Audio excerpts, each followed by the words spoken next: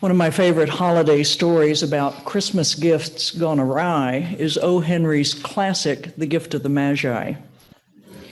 You may recall it. The narrative describes how a young couple facing the holiday expectation of gifts, each wanting to present the other with something truly wonderful, sacrifices in order to make that truly wonderful gift possible. Yet when the time comes to open the gifts, each person is stunned to be receiving a gift that no longer makes sense as a result of the sacrifice. Della gives Jim a watch chain that he had long desired, but Jim sold his watch in order to buy Della's gift. Jim gives Della a gift of hair combs that would be perfect for her beautiful long hair, but Della had her hair cut short and sold her tresses in order to be able to afford the watch chain.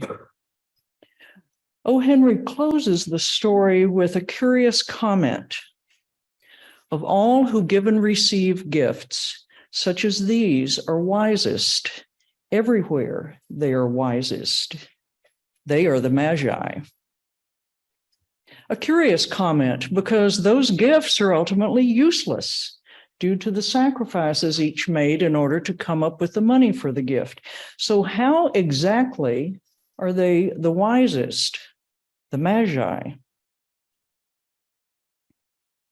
The hour of gift giving and receiving is fast approaching upon us in just 1 week, bringing to an end this long season of being bombarded with expectations that we will shower others with gifts and can hope that in turn we ourselves will be showered with gifts.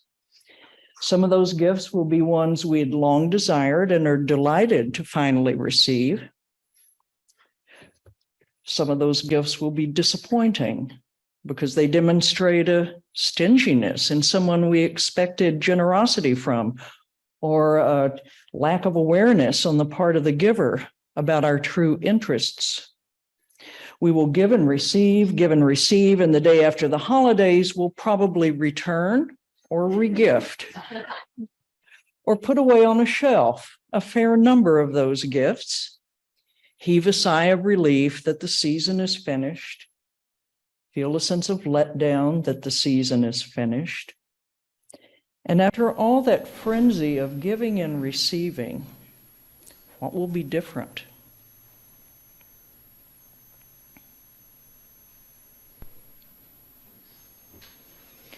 When I was 10 years old, I came out on Christmas morning to find a curry comb and a note from Santa under the tree telling me I would find my present in the front yard. Tied to a pole was a brown and white spotted horse, saddled and waiting for me.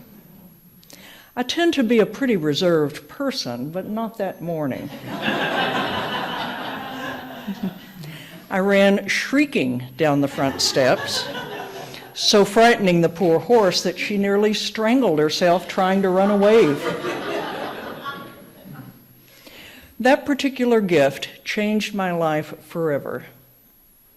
Not because I received the horse I'd been longing to have ever since I was a small child and began to draw horses and make horses out of Play-Doh and read books about horses and construct elaborate fantasies about horses, which I acted out by putting an old saddle we had in the garage on a picnic table bench. Not because I received the gift that truly was my heart's desire, though that was wonderful. The gift of a horse was life-changing because it told me what I had come to believe about myself and my parents was not entirely true. The second of 6 children, the daughter of young parents who were struggling financially and emotionally, I believed that my parents rarely noticed me and didn't particularly like me. I was a quiet and compliant child, which meant in that large family I found myself often invisible, while the noisier and not so compliant siblings commanded more parental attention. I believed my parents had hoped I would be the stereotypical girl of that era, a girl who aspired to marry and live in the suburbs and spend my days drinking coffee with other housewives as we discussed how to keep our kitchen floors shiny and how to deal with our clueless husbands. I was thwarting those expectations already by age 10, not playing with dolls, preferring my chemistry set to my Easy Bake oven, devouring library books, saddling up that picnic table bench every afternoon, sharing a baseball card collection with my older brother.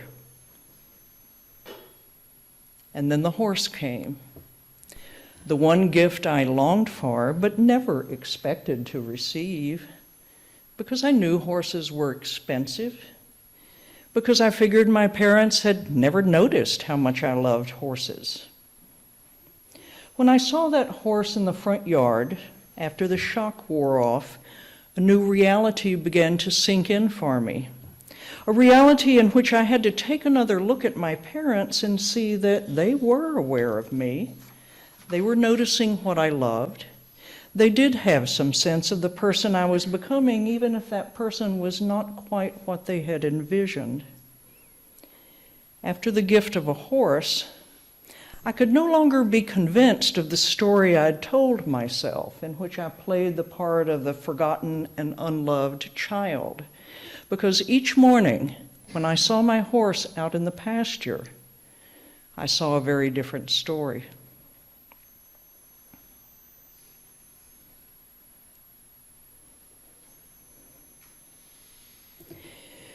The Christmas narrative that has been unfolding around us for weeks and reaches its climax next Sunday includes myriad versions of gift-giving and gift-receiving stories.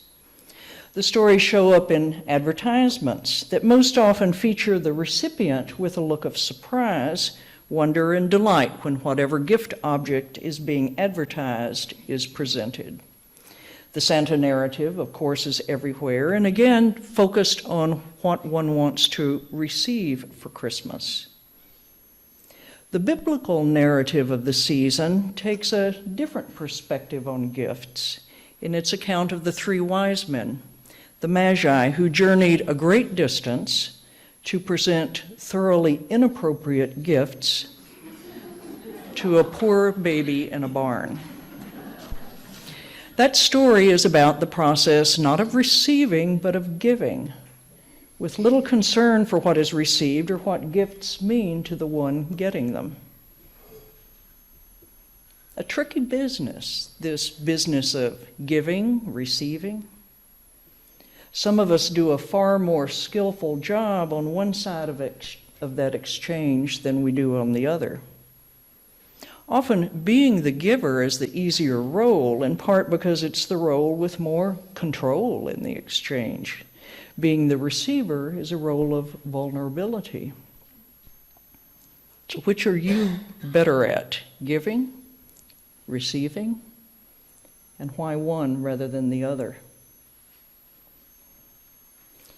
Much of traditional Christmas art that illustrates the Magi episode of the biblical story depicts that climactic encounter in the barn around the manger with the wise men kneeling as they present gifts of gold, frankincense, and myrrh. If you think about it for a moment, the whole scene is ridiculous.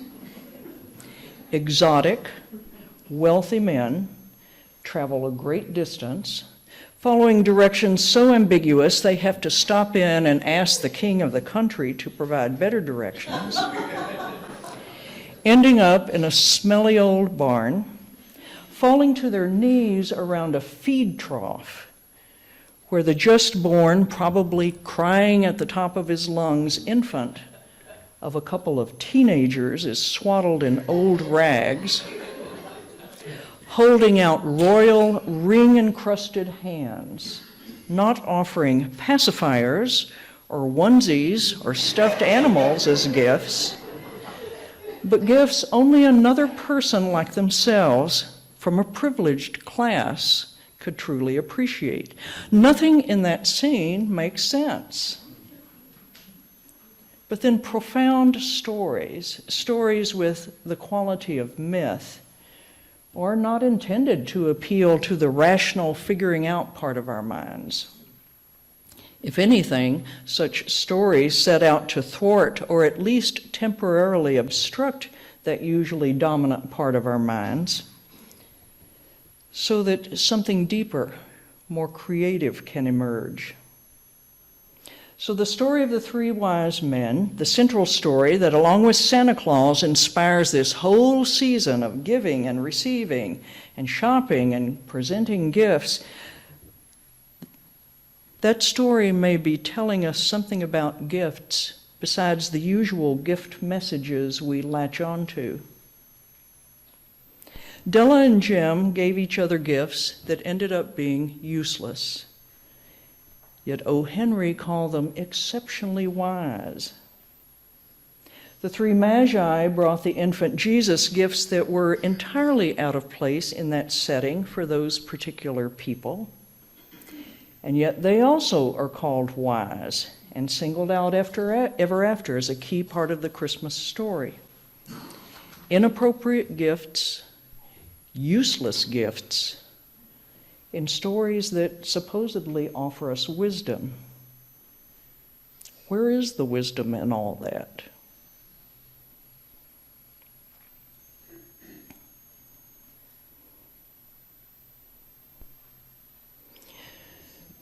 Well, our culture would have us focus on the gifts we give and receive because we live in a consumer culture and the gifts are intended to drive that consumerism.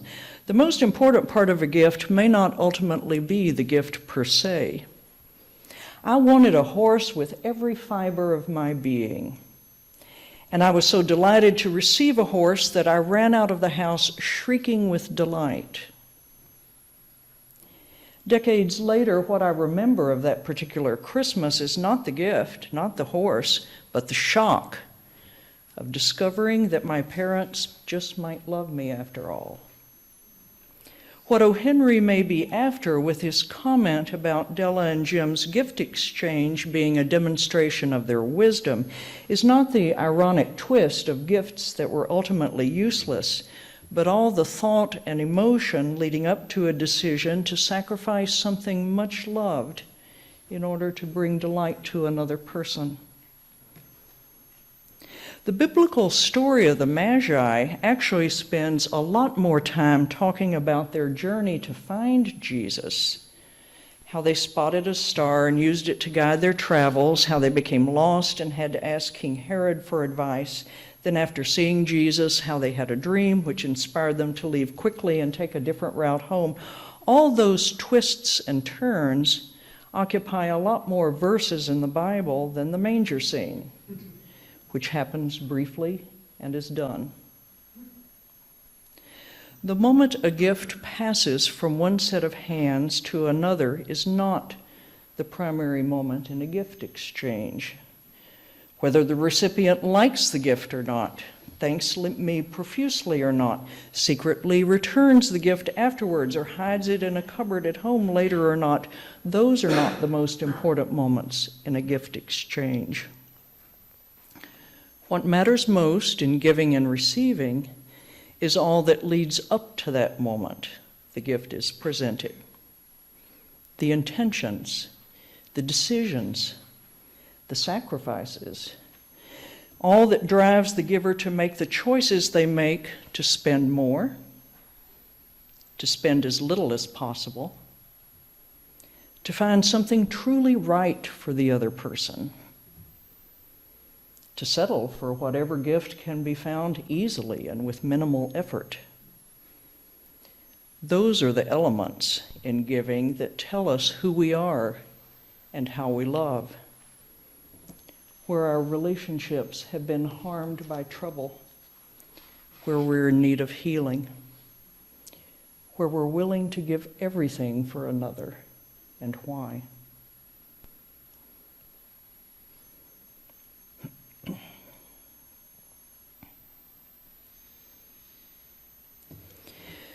My parents lived into their 80s, so we had many, many Christmases we celebrated after that remarkable Christmas of the horse.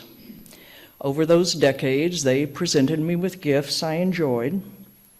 But my father often cited my reaction to seeing my horse as a reaction he always hoped he might see again.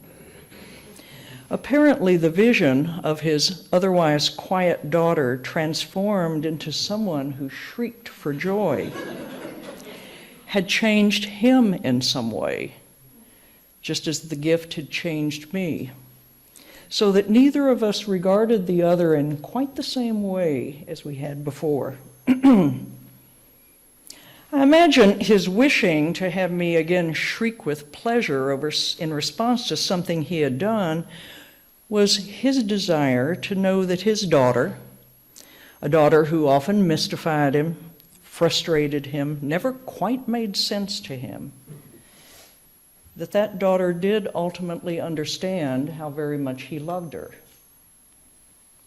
In the absence of a shriek, perhaps my father wasn't sure that I knew myself loved. From time to time, when we might be reminiscing together about that Christmas, I would ask how he and my mother set about getting that horse and what inspired them to choose it as my gift that year. He always waved those questions away, telling me that some things have to remain a secret. Now, I would say, along with O. Henry, that refusing to let me see how the horse made its way into my front yard that Christmas morning showed that my father was a wise person. With that mystery intact, he could be sure I would all my life keep circling back and marveling at what an act of love that gift represented. A gift I would never entirely understand because love is too big and complex for any of us to entirely understand. Because a key feature in experiencing love is that we can never quite get our hands around it, never control it, that it always eludes us. That Christmas morning, I felt wonder in every part of myself at what I saw in the front yard. In the years since, wonder from that experience has turned into, has turned into a different meaning of wonder, which in its Old English and Germanic roots was sometimes used in a transitive sense as something that happens to us, saying not, I wonder, but it wonders me. The mystery of how the horse got there, the larger mystery of how I experience myself being loved wonders me over and over, has wondered me all my life.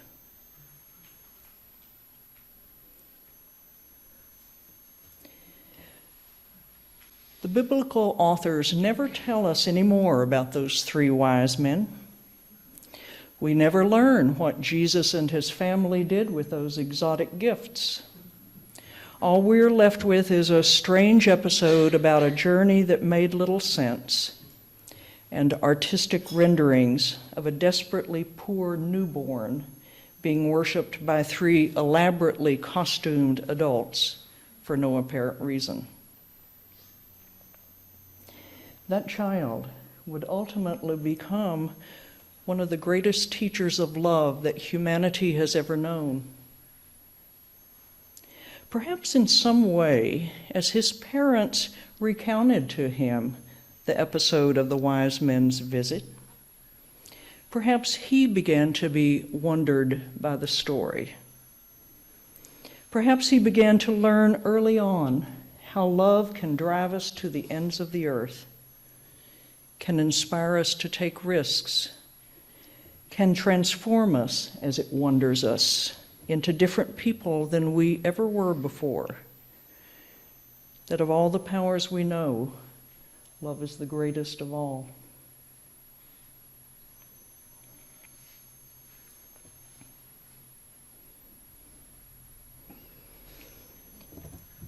One week remains for us to get all those gifts ready. As I step into my own gift preparations every year, I do try to come up with something as amazing as a horse for the people I love, wanting to give a gift that will wonder them, transform them as my parents gave me. Some years I managed that, most not. Gifts that are pure expressions of love, that come with a willing sacrifice and show evidence of having deeply seen and understood the receiver of the gift, those are rather rare. More often, the gifts I give and receive seem expressions of kindness, or, unfortunately, of obligation. But ever so often, a transformative gift comes along to wonder me. And those are the times when this stressful, hectic, consumer-driven holiday opens out, becomes the season of love that we all hope it will be. I wish for all of us the presence of magi in our lives, persons whose gifts will change us by wondering us as they teach us how to love more freely, love more deeply. And may each of us discover, much to our abiding surprise, that we too are the magi. We too carry in our hearts a love that has the power to change everything. May it be so. Amen.